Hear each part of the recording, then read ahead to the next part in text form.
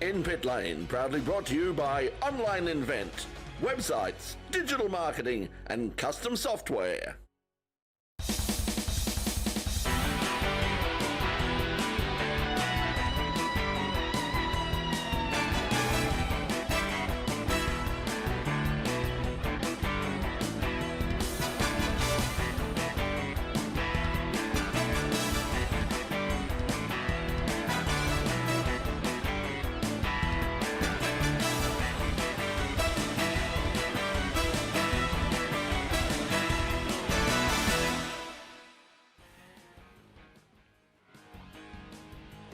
Yes, hello everybody, welcome to another edition of In Pit Lane, coming to you on Channel 31 right across Melbourne and Geelong, free to air, and of course on the In Pit Lane YouTube channel.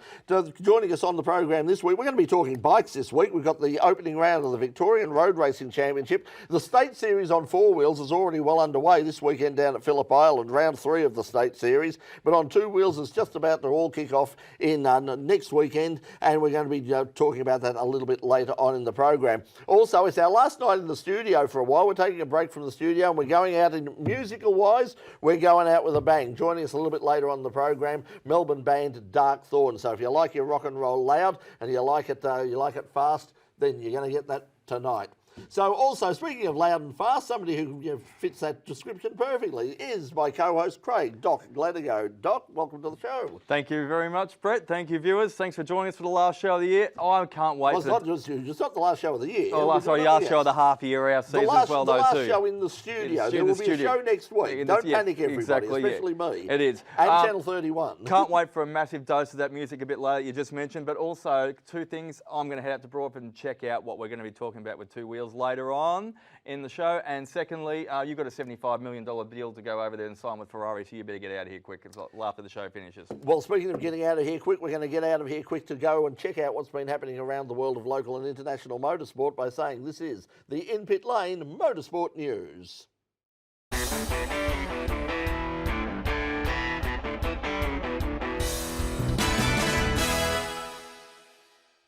Well, it was a big weekend for Will Brown, who walked away from the latest round of the Australian Supercars Championship with the lion's share of the points after 2 race wins.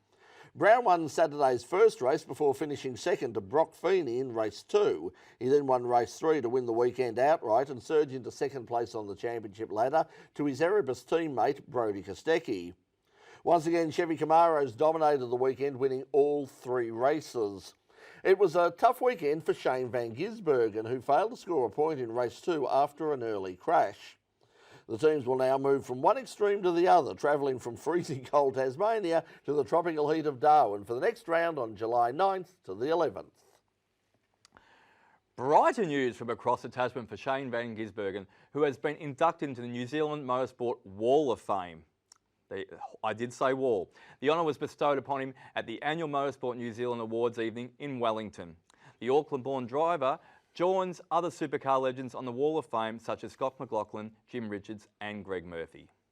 Van Gisbergen's impressive career includes victories in the GT World Challenge, Europe Endurance Cup and the New Zealand Grand Prix, and that's something to say. You've won a Grand Prix in New Zealand. That's pretty high up there. He has also dabbled in speedway, rallying and drifting. He will be making his NASCAR debut for Trackhouse Racing on the streets of Chicago on July 1st to the 2nd. Yes, so it's not as big as Australia. So we've got a Hall of Fame. They have a Wall of Fame. Well, walls are usually bigger than halls. I'm actually on the wall on the RMI TV Wall of Fame. I bet you are. There's a pretty. It's on the. It's in the 3rd cubicle from the left on the 2nd floor toilet. Doesn't have my name or anything, just my phone number and the words for a good time call. I was going to say next to you should quit smoking as well. Though, Nobody has. Now, the 3rd generation racer Clay Richards will make his TCR Australia debut at the next round at Winton in June. Richards, son of former supercar driver Stephen Richards, will be driving a Melbourne Performance Centre Audi RS3. He's going to warm up for the event with an entry in this weekend's Toyota 86 Scholarship Series, which will run at Phillip Island as a part of the Victorian State Championship. May is a huge month for motorsport. Last weekend saw the running of that other 24-hour race at the Nurburgring. There was $1 million on offer in NASCAR, and qualifying took place in the greatest spectacle in all auto racing, the Indianapolis 500. And it's that event that leads off this week's In Pit Lane International Wrap. McLaren driver Alex Palou has continued his good recent run of form with a record-setting pole position for this weekend's Indianapolis 500. Palou, who won the road course race at Indianapolis last weekend, edged out Rinus VK, who gave Ed Carpenter Racing a front row starting spot for the 9th time in 11 years, and Felix Rosenqvist. Scott Dixon led the Antipodean charge and will start the race from 6th place on the grid. Will Power starts out of 12th, with Scott McLaughlin a further 2 places back in 14th. The 107th running of the Indianapolis 500 will be next Monday morning, Australian time. Top Fuel veteran Clay Millican has powered to his first win in 5 years, claiming victory over Josh Hart in the final round of the NHRA Route 66 Nationals in Chicago. In funny car, Tim Wilkinson picked up his first victory in 33 races with a run of 3.96 seconds to get past defending world champion Ron Capps in the final round. The win gave JCM Racing its first victory after Wilkinson joined the team in the off-season. Pro Stock leader Dallas Glenn kept his winning streak alive with a win over Derek Kramer in the final to further strengthen an already commanding points lead. And Gage Herrera kept his perfect record intact in Pro Stock Bike, going 6.717 at 201 miles per hour in the final to beat Chip Ellis and claim his 3rd straight win. Kyle Larson dominated the non-points paying winner takes it all $1 million NASCAR All-Stars race at the North Wilkesboro Speedway. He became only the 4th driver to win the All-Star race at least 3 times and the first to win the All-Star race at 3 different tracks, with previous victories at Charlotte in 2019 and Texas in 2021. Bubba Wallace finished 2nd in the 200-lap race, followed by Tyler Reddick, Chase Briscoe and Chase Elliott. The race saw NASCAR return to the track after a 27-year absence, but with the lack of any real action, some fans might be just as happy if it was another 27 years before it comes back. An historic victory for Ferrari at the Nurburgring 24-hour race last weekend. The Fricadelli Ferrari of Earl Bamber, Nicky Katzberg, David Pittard and Felipe Lazar scored a dominant win in the 51st running of the German Endurance Classic. It was an historic win, the first ever for an Italian-designed car, and the first win for a car built outside of Germany since the Dodge Viper way back in 2002. The team also set a new distance record of 162 laps, 3 more than the previous benchmark. And New Zealand driver Liam Lawson has done his claims for a Formula 1 seat no harm at all after he claimed the lead in the Super Formula Championship with his 2nd victory of the season at the Autopolis on Sunday. Lawson lost a position off the line after starting from the front row, but used the undercut to move into the lead when his rivals made their mandatory stop. Lawson, who won on debut at Fuji last month, held his lead to the end to beat Ritomo Miata by just over a second. The win elevates Lawson to the head of the standings, 4 points ahead of Miata, with Sho Suboi 11 points further back. Lawson is the Red Bull and AlphaTauri reserve driver and has been linked with the AlphaTauri seat after Nick De Vries' disappointing start to the season. You're watching In Pit Lane here on Channel 31 Melbourne and Geelong. We'll be right back after this break. Get the phone ringing for your business with website development and SEO services from Online Invent. Visit onlineinvent.com.au. Yes, and thank you to our sponsor in Online Invent. As we said, if you're watching on the pre-show on Facebook, you'll know that this is our last studio show for a while. We'll have more about that later, but I'm just going to say we would not be here. I say this every week. We would not be here if it was not for Roy and the team at Online Invent. This is, everybody works as volunteers, but I mean there is like money involved in terms of getting this all together. There's catering, there's equipment when we go out and shoot on location. There's accommodation. We wanted people to say, "Oh, why don't you do stuff at Winton? Why don't There's you do no stuff?" perks. It's all straightforward. We do. Yeah, it costs a lot of money to do this, and we need sponsors, and that's why. And Roy came on board and said, "Look, I'll help you out." He was a fan of the show and just said, "Look, I'll help you out."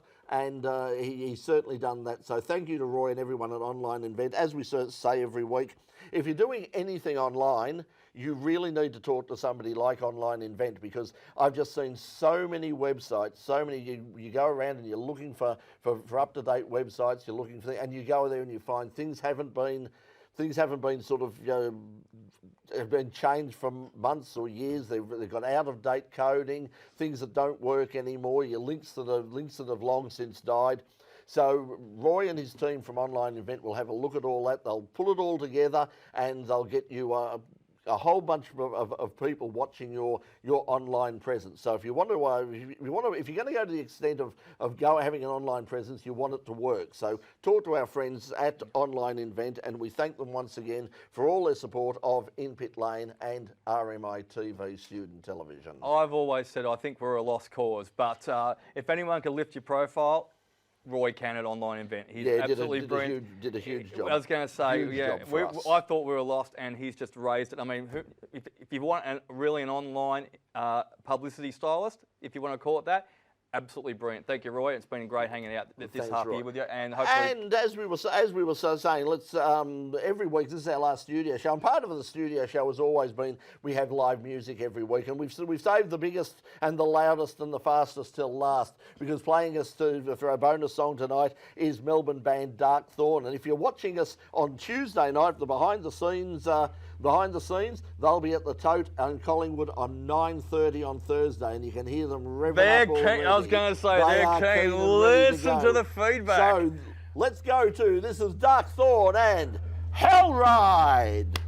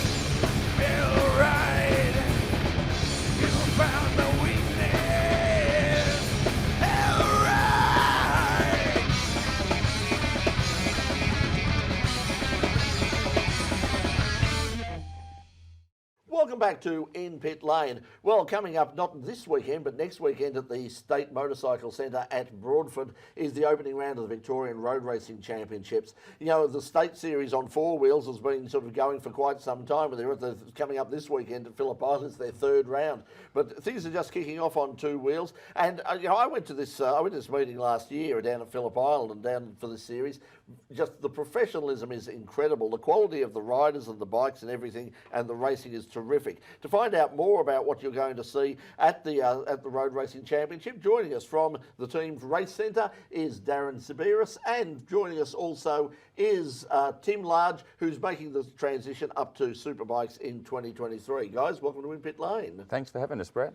Now, Darren, first of all, tell us about Race Centre. What is it? Race Centre is a motorcycle workshop. It's a business that started out after I'd finished racing myself, and we started off by specialising purely in track and race bikes and supporting races and privateer races, and then it's evolved into becoming a proper workshop where we service road bikes and all that. But at our core, we still have the racing race team and also support the racing community through bike builds, trackside support, mentoring, all sorts of stuff. So what do you cover in terms of the number of bikes that you have and the number of classes? What categories do you actually run? So in the team proper itself, we run in the Superbike class in the Vic Championships. We also run in Supersport. We have a couple of 300 Supersports as well. And we also have a rider in the ASBK, the National Series in Supersport as well. So, and we have a bike in the Mini GP as well. So we try to have a bit of a spread, and then we support customers who do track days and that, and then try to give them an avenue to get into the sport. That'd be great diversity. You'd be able to bring all the data and all the experience and bring it all together and help each other as well, though, too, across the spectrum, wouldn't you?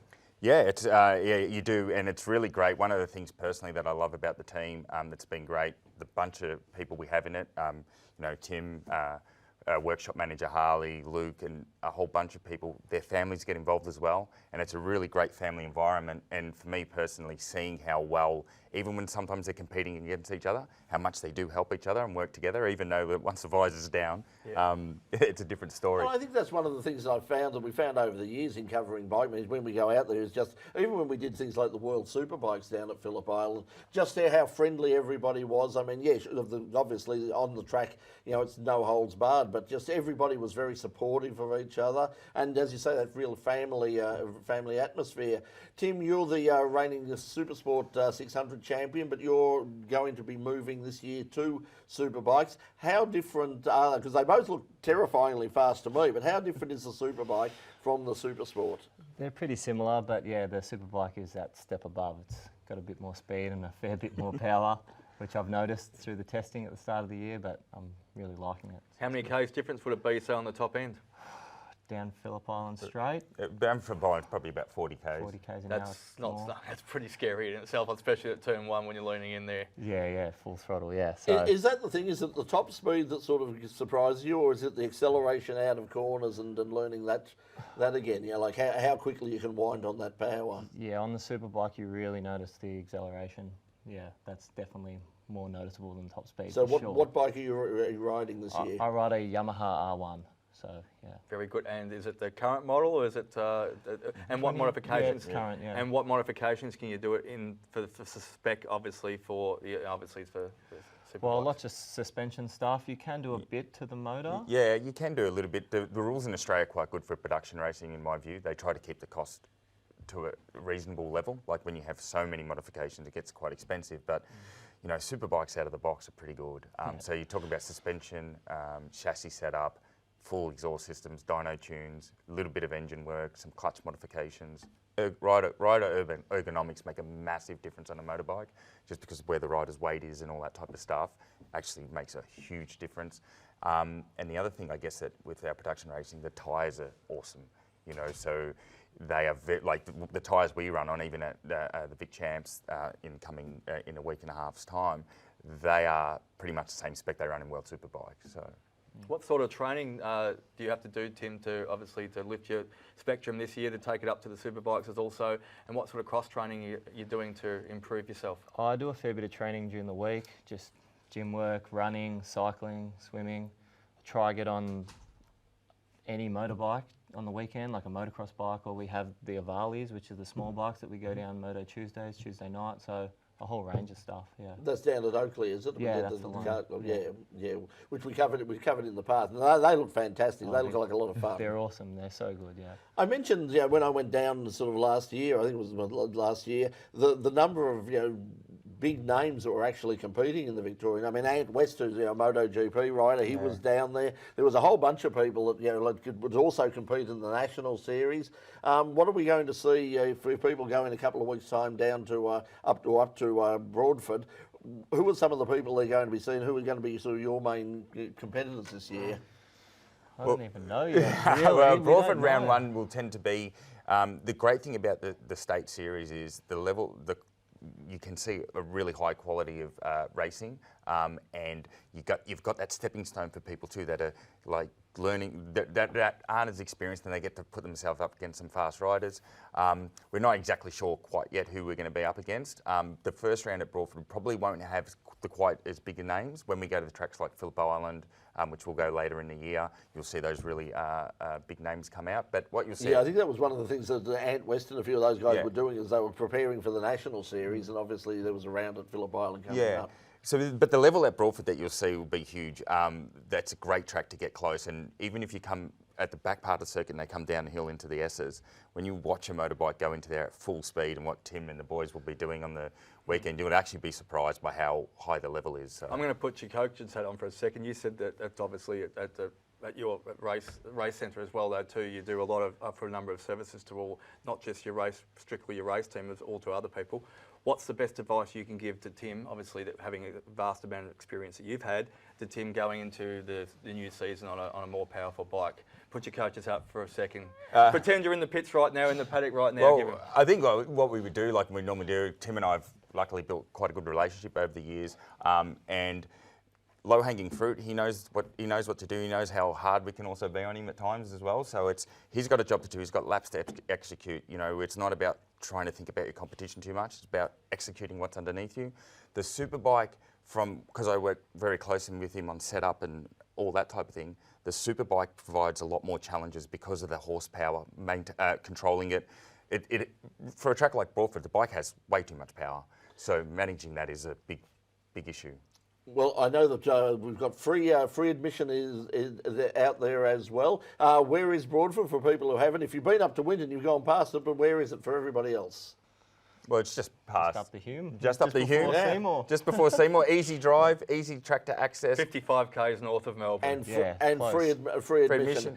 And you get really close to the bikes, and it's awesome. Yeah, great little track, great little circuit. Guys, good luck for the rest of the season, and Tim, for your future in Superbikes. Thank you. But for now, thanks for joining us in Pit Lane, guys. Thanks for having us. Thanks, guys. And we're going to take a break now. When we come back, we're going to play out our studio season with Dark Thorn. Don't go away, we'll be right back. Okay, can we have the band in? Please just hang around there for a moment, guys, and Awesome, we've just got to Thank you. just got to wrap No, things. thanks, guys.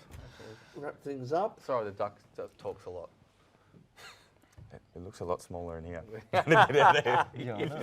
Yes, sorry, I was just listening to the conversation there. But yes, if you're watching us on the Facebook page at the moment, just a reminder that every Wednesday night at 8:30, the new time of 8:30, a lot of us get together. Me, Doc, Pete, Dave Stillwell. We've got Chris and Richard Outram. All the motorsport crazy tragics. Just a whole bunch All of the crazy motorsport tragics. crazies, all just getting together and just having a bit of a chat. We'd love you to be a part of the conversation. We've got a community there. It's a small but very vocal community. They all take part in it. We've got lots of people we've got officials, we've got racers, all sorts of people coming together to talk about the sport from the very top level all the way through to state level as well. And we've also, Doc, always make sure we get plenty of bike stuff as well. Exactly, we do. I do wrap up the MotoGP each week. There's lots of people that make contributions as well, though, too. There's no silly comments. There's no silly questions. In fact, we encourage it. So please join us on Full Course Yellow. You'll have a ball of fun as well. Speaking of MotoGP news and all that news, I had to, unfortunately, because we just ran out of time.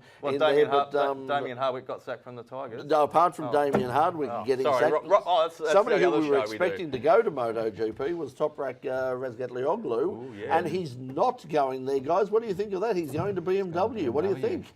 They must have had a big purse. Yeah, that's what I mean. Probably not quite as big as Ferraris if the rumours for Lewis Hamilton are true, but still it must have been. No, you're going across and negotiating that deal. You told me you have to fly out tomorrow. You're missing a holiday for mid-season in Spa, and you're going to do the negotiation. I'm negotiating. I'm on my 10%. I'm on my 10% of what Lewis is on. 7.5. But so how do you think he'll go in the BMW? I mean, they're hoping obviously that he's going to take it to the next level. I mean, he's obviously an excellent rider, but is it an excellent bike? I mean, can he make that much of a difference on that bike?